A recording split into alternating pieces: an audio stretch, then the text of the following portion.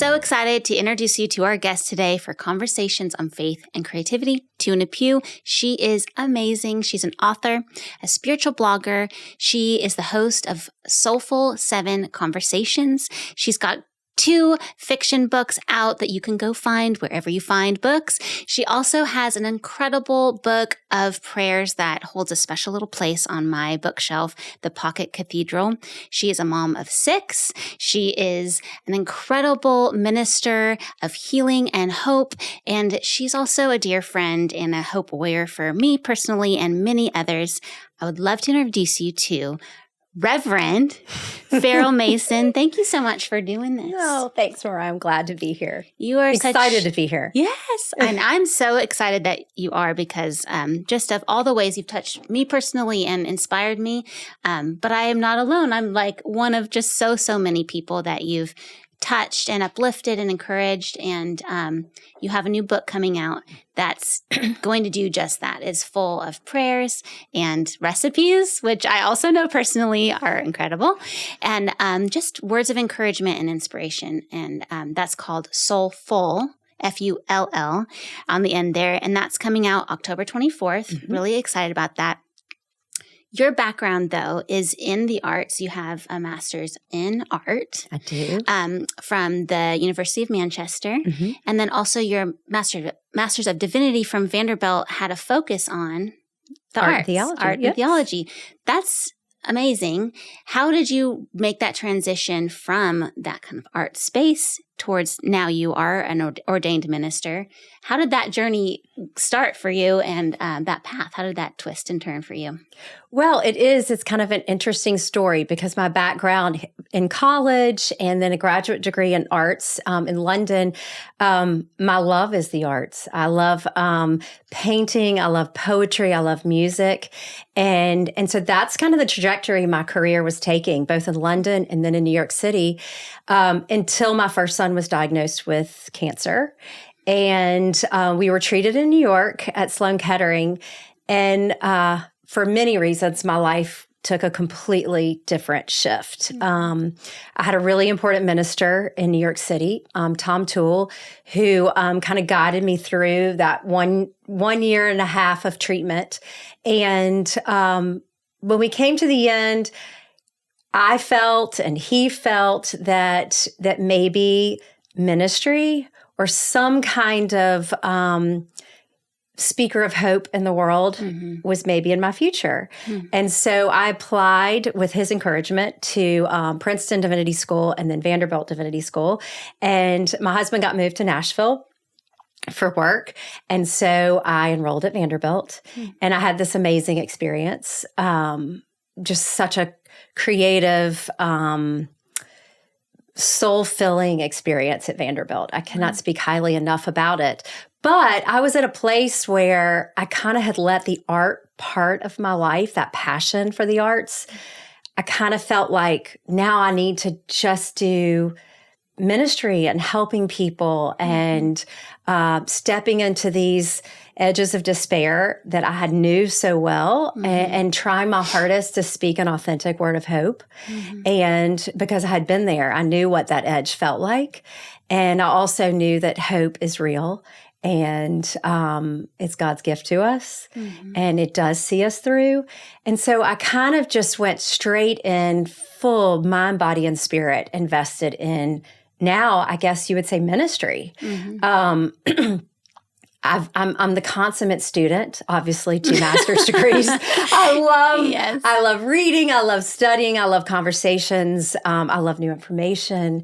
And so Vanderbilt really challenged me. I mean, it was hard. There was a lot of writing, a lot of learning. And it wasn't until I think my second year at Vanderbilt that I met this amazing professor, Victor Judge. And I think I took a creative writing class. It was like a spiritual creative writing class. Mm. And it was the first time that I had worked those muscles again. And I loved it. Oh, yeah. It was like, I've got chills even just speaking mm-hmm. it because, that was my first love. Mm-hmm. And I so appreciate the language of the artist mm-hmm. and the work of artists. I think that art has a profound way of speaking speaking about our humanity, speaking about our loves, our lost, our redemption, our resurrections, all of these things that you as a songwriter, I mean, it's getting those words out are so important. And art is such a incredible vehicle for that. And so I remember I got a paperback that I had written. I had combined something from the scriptures with a text from Flannery O'Connor. And the teacher wrote on the bottom of the page, "You should be writing." Oh, wow. That's great. And so I wrote to him. And so I was like, oh my goodness, like this is, so then I totally kind of changed because I was in like pastoral care as my kind of specialty at divinity school. And I switched to art and theology. And it was like that amazing rush, flow, creative spark. And what I realized is what a beautiful relationship art and theology can have. Yes, the best. It's the best. I know. Just the creative spirit. It makes my heart squeeze just you even saying that phrase together because it's just such a powerful combo. It is such a powerful combo. And actually, I never saw myself as a minister. And so I see myself more as a creative person in the world. So it kind of like set me free to do both and to see, okay, Farrell, how can you create? How can you write prayers? How can you speak the good news, but using your artistry and your creative spirit? And so it really kind of set me off on another path. And I so appreciate Vanderbilt Divinity School and Victor Judge for reawakening that part of me, because I actually think that's made my ministry authentic. And I think it speaks to a broader audience using the creative voice. And so it's super exciting for me. Yeah. I don't know. It's like a full circle moment happened at Vanderbilt Divinity School. And so now it's like I have this future ahead that is exciting to me because, like we said, I mean, I'm a believer in the importance of communicating the good news, especially in the world that we live in right now, where there is so much darkness and despair and heartbreak. And the artist has the unique ability to reach people in some ways that the church can't, right? Because some people are they're a little closed off to that language. And so the artist has this way of maybe reaching that soul, that universal soul that we all have that craves good news and hope and the promise of redemption and, all of those things that I think God wants for us. And art has a way of delivering it. Maybe in a softer way sometimes. Well, when we think about letting God use us or speak through us or breathe through us, we have to be open to that might look a little different than what we've seen already happen before us or within the people around us. And it will be different than the way it looks in the people around us because that's what God intended. He wants us all to be our own little vessels of His same good love, His same amazing hope and joy and all the things that we can express out. But if we're closed off to just staying and doing things the way that everybody does around us or kind of staying in a narrow lane, we're not really letting God be creative inside of us and use our little unique spaces that he already designed on the inside. Letting those things out is, you do that very well. And one of the ways that you do it so well is in prayer. And I mentioned earlier that I have your pocket cathedral on my bookshelf downstairs, not even in my upstairs little quiet reading time, in my downstairs, where I see it all the time, because the way that you use your words to talk to God is such a great pairing of just total friendship conversation, just openness in that way. There's almost a casualness to that with poetry. It's so beautiful the way that you use your words in prayer. How has your prayer life evolved? Because you probably have your own personal prayer life, and then you also have your way of expressing prayers for others to read and incorporate into their life, and that is a true form of art in itself. How do you go about that? And how would you share with someone that might feel intimidated with their prayers or intimidated on the way to start opening up to God and asking God to be creative in their life, or ask God to be joining them in their path of pain through prayer? Well, for me, it's always been just a conversation, right?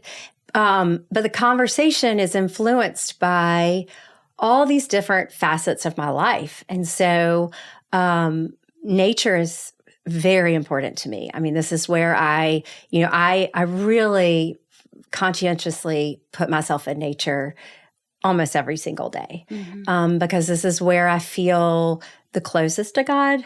It's where God reveals himself to me, whether it's the owl on the side of the road or a bald eagle or, just the wind in the trees and so usually it's a rolling conversation when I'm in nature, and in my mind, I kind of think creatively. Yeah. And so I don't know, it naturally kind of comes out for me. I also, though, have been very, very influenced by, the poets like Wendell Berry and Mary Oliver. I adore Emily Dickinson. And so I think because of the classes and how much I've read, they probably influenced me too. I mean, artists influence artists. And, but I think the perfect prayer is when you're speaking from a place of surrender and vulnerability, and you're actually, it's not formal. It runs like a river, it's like this stream that just runs through you and then out. And I mean, I was just in Wyoming running along the Snake River, which I've been doing for 30 years. And some of the best conversations, because I don't know, I feel free and surrendered.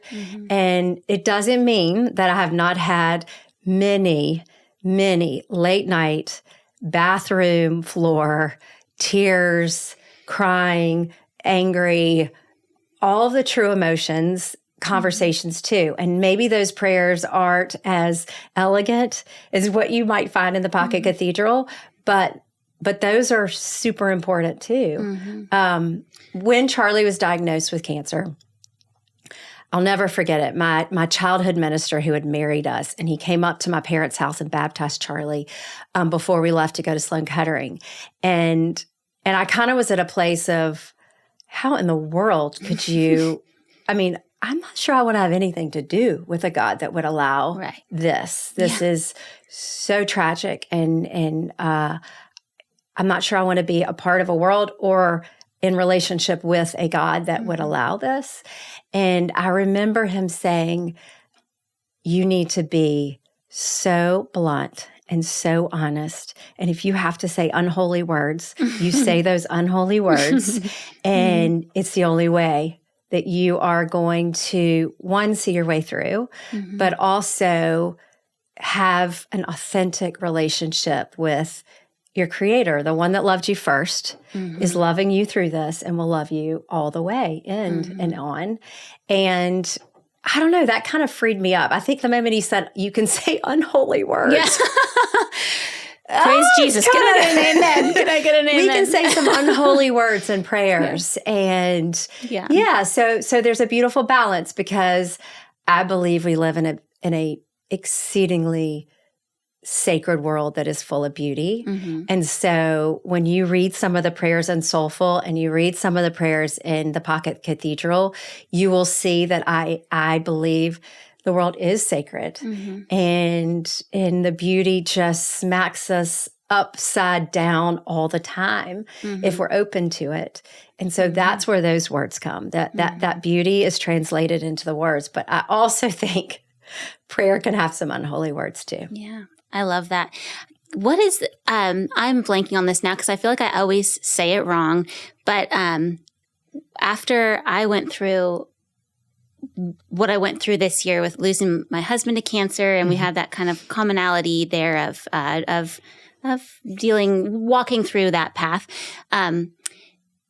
And I remember I was sitting on my backyard on a chair awkwardly in the corner. I don't know why I was in the corner of the yard and not like on the porch. I don't know where it was. I was upside down. But I was just sitting there with my knees up. I was holding my knees and I was talking to you on the phone. And you said that prayer, which I've heard you say before, but I'm here, God, where are you? Close gap between us. So I'm glad you brought that up because that shows you the simplicity of a prayer that speaks so much. Mm-hmm. Yeah, so that's a prayer that I say often.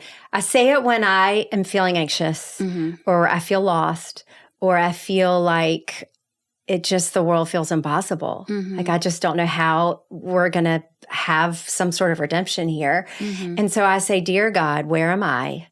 Where are you? Mm-hmm. Please close the distance. Yes. Oh yeah, because when we're like that, it feels like we can take on whatever's in front of us. Yeah.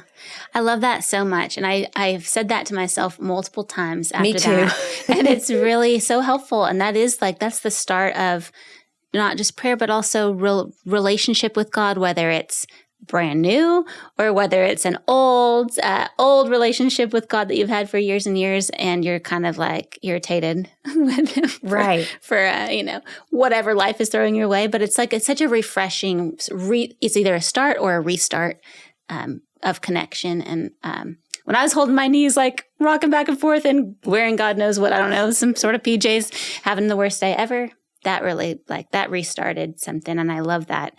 I want to just read a little bit from Soulfull. So this book is coming out October 24th and it's so beautiful and it's full of stories, which is really fun. It's very uplifting and it's full of all kinds of things that inspire you, people that inspire you. There's prayers, there's recipes, there's practical practices that you can do, physical practices you can do. And it's a really unique way of doing a devotional. I'm an avid devotional reader. I love having little companions day to day in that way. And this one's just so interactive. I love it. But here are a couple things I should say that you say about prayer, which I love. Authentic prayer requires a leap. There is no other way. Which I believe that very much. I love that. Prayer is a miraculous yet sometimes frustrating effort. Not only is the receiver unseen, but we never really know if our pleadings are heard or when they will be answered. I love that very much. A little bit further down, you say, vulnerability and speaking our raw truths are the first lessons on how to pray. That's just so simply said, but I feel like that's an easy first step to take. Vulnerability and speaking our raw truths are the first lessons on how to pray. After all, prayer is the language of our souls, soulful. Even still, the practice of prayer is lifelong and evolving. Every creative practice is lifelong and evolving. So I kind of, that touched my heart because prayer can be intimidating, I think, for some people. But prayer is our connection with God in so many ways. It's our language with God. And that's so beautiful. When you sit to write a prayer down, I mean, many prayers you just speak, but when you sit to write something down, or when you are inspired for writing like something like a full book, where does that spark come from? Is it a little tiny idea first, or is it a reflection of something that I don't want to put words in your mouth. How do you feel like that spark starts, that inspiration to start a project? I've found for me personally, the best combination for me having a creative spark is being in nature and movement. And so usually the more clarifying ideas or the more creative ideas for me, or something that'll be a spark and I'm like, oh my gosh. So I run and I run in Percy Warner Park or Radnor Lake. I'm one of those faithfuls that are out there. And usually it takes me, mile 1 or mile 2 before I kind of relax and I kind of let myself kind of lose myself. And I'm not thinking about my to-do list. I'm not thinking about the 6 kids, work, all the things that, really kind of, keep you from being creative because you do need kind of a clear, open plane in your mind and in your heart. Usually around mile 2, if I can relax enough, I don't know. It's like I just kind of just have that moment of just free thinking. And it doesn't happen every time. I mean, as a creative person, it's when it does happen, I immediately take my phone out and I'm like, love that. And I just, will jot that line down. And because I will forget, if I don't quickly write it down. And so I have like an ongoing notes that is from my time at Percy Warner Radnor. That's where it happens for me. Maybe in the kids' pickup line at school, God will bless me with a moment. Rare though, that happens. So it does kind of, I have to be quiet. And be away from my life. I have to kind of step away. And when I'm anxious, worried, stressing, it doesn't happen. And I've kind of recognized that now, that I do kind of have to step away and try to find some sort of peaceful ground for the creative process to happen. What about follow through? Because I think sometimes when people think about being creative, it's all about that beginning phase of like we're starting from scratch. And when you write a song, you're literally coming in with maybe an idea, maybe a story, maybe a little melody, but you're taking an empty space and you're creating something brand new out of it. And the creative process in every way of any kind of way that we're being creative in the world, it's oftentimes the focus that is that start. But when we think about God as the creator, God as a creative force through us, God is constantly renewing and constantly starting and giving us a second chance. And he's constantly following up and he never leaves us. He's always with us the whole way, which means he is not just the God of creation and creativity, but he's the God of follow through and the God of like sticking it out. And as a creative person, sometimes that can be harder to do. It's sometimes easier to get excited about the first thing and then like making it happen. So when this book, Soulfull, y'all have to get it because it's so beautiful. But that has a lot of fresh starts in there, but you had to complete that project. So what keeps you inspired to stay the course and see a creation in your mind to fruition? Well, I kind of say I'm the little blue engine that could. So nothing has come easy for me. I wish I could say, like, I wonder, like someone like, I remember watching a documentary about Pablo Picasso and he gets up in front of the canvas and like in 2 seconds, he like, does a masterpiece and he makes it look so easy. And that has never been the case for me. It's always been, you have this wonderful creative idea and then you have to do the muscle. Yeah. And so a lot of everything that I do requires muscle.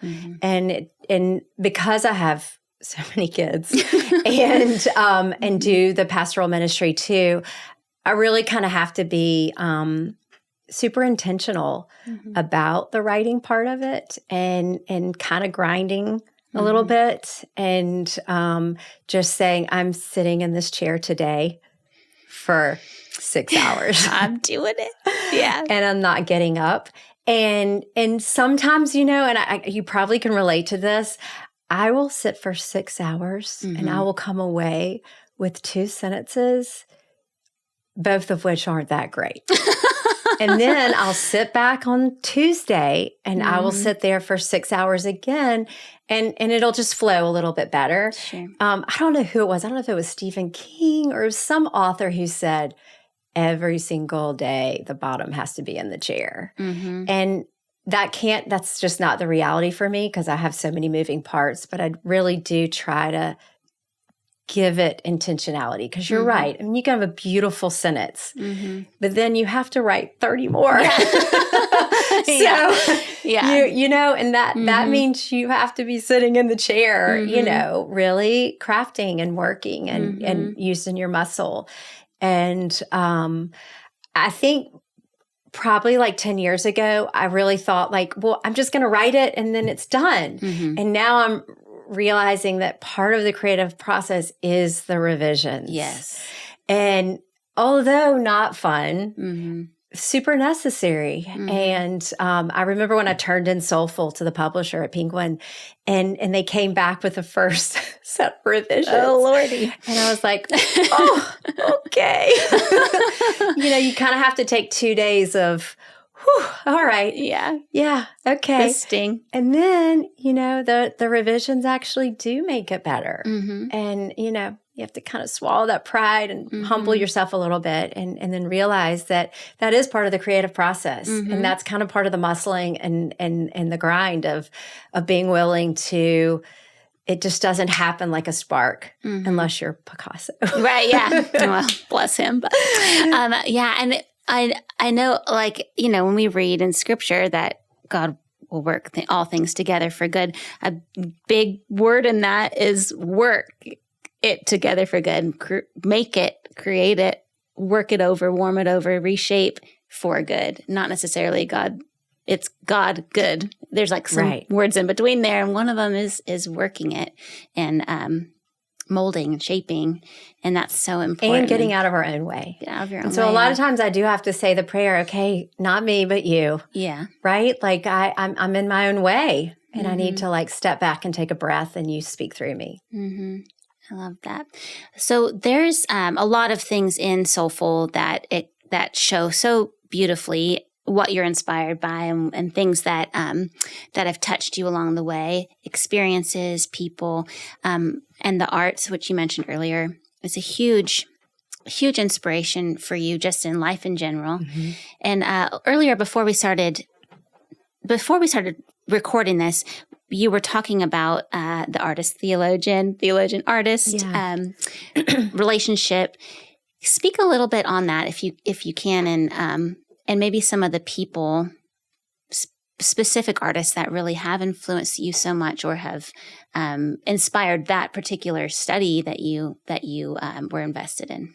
Well, I wrote my dissertation at Vanderbilt on I played on words: artist, theologian, artist. Mm-hmm. And so I really am a big believer that the artist has this gift of speaking theology, hope, good news, stories of redemption into the world. And I think that through music and poetry and literature and art, you it's almost like a softer landing sometimes on the heart than the traditional language, maybe of even the church. Mm-hmm. And so I love this idea of how these artists, like you as a songwriter, but for me, I love poetry. And so Mary Oliver, Emily Dickinson, Wendell Berry, these are poets that are speaking into a time and a place, but they're using the themes of the Gospels for me a lot of times. Mm-hmm. These important themes of hope and love and redemption and resurrection and grace.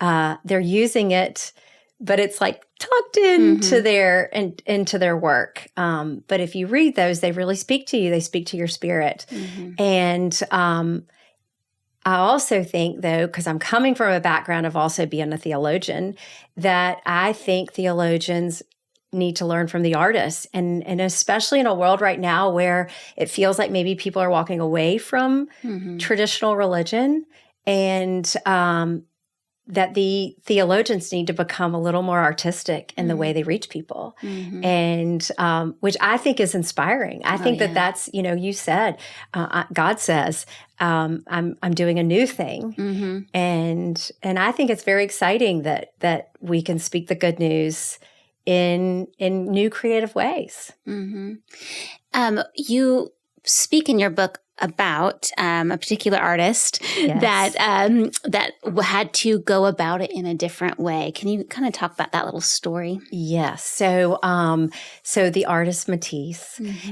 he obviously was an incredible painter. Mm-hmm. And towards the end of his life, though, he had really debilitating illness, such that he could not paint anymore. And you hear about these artists like Beethoven, who all of a sudden couldn't hear, and that he could have stopped, right? I mean, I can't paint anymore. And instead, he did a twist, and he started using colored paper and scissors and cutting out images and then putting the images together to create art. And a lot of art critics are like, gosh, it might have been his best work ever. Yeah. He does a chapel at the end of his life, and I've been to it, where there's stained glass windows and then there's an altar, and it's all cut up images. It's beautiful.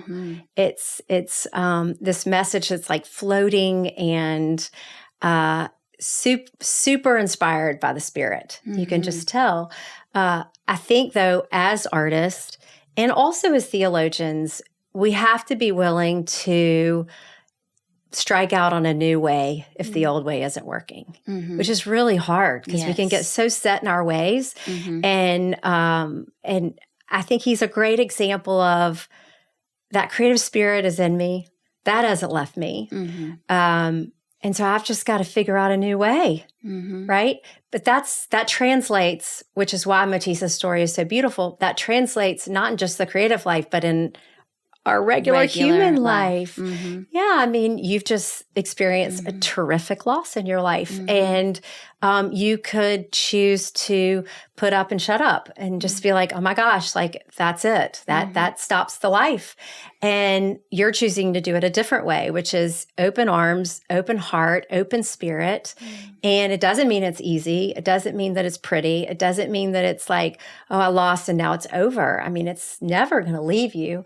But Matisse and you and so many other people that I admire, somehow they decide, and it doesn't happen right after the tragic experience. I'm sure Matisse like sat there in his wheelchair like, how is this going to work? I'm not quite sure I can step forward. And he stepped forward. You're stepping forward. And I don't know. I think that I say somewhere in the book that resilience is beautiful because it is. It's like God built us to resurrect. And whether it's in our art life or it's in our personal life or it's in our relationships or it's even in our faith and our relationship with God, like we have to continually rise. It's like we get knocked down and then we have to rise because knowing that God is so creative, we just have no idea what God has in store for us next. And if we stop, then we just have no idea what could happen next. It could be something, probably is going to be something way beyond our expectations. And I'm constantly humbled by God's imagination. Right? I just am. I'm just, wow. Yes. I'm just like a little tiny, not even in the fingertip of imagination in comparison to God and what God does. That's touched my heart. I love that. You said earlier that you feel the most in the creative flow when you feel like a word of hope is needed. I know that to be true. Watching you, listening to you, as a friend, and then also as like a congregation member, as a staff member on a church around you, as a person who went through something really awful and you showed up for me. And I've watched you just speak hope over and over and over again. I've heard you say it in so many different ways. So it doesn't surprise me at all that you feel that that's when you're in your flow. But why is it so important to you to speak of hope above all things to people through all the different avenues that you do? And you do it so beautifully in your writings, in your prayers, in your presence when you're just with people and hanging in your muffins, all the ways that you share hope with people. This is sister love. Yeah. I love you so much. You do it so beautifully. And why is that so important to you? Okay, so in the Gospel of John, I think it's 10:10, Jesus says, I came so that you would have life and life in full. That is the operative word for me, full. And now, being on this planet for a significant amount of time, I realize that full doesn't mean perfect.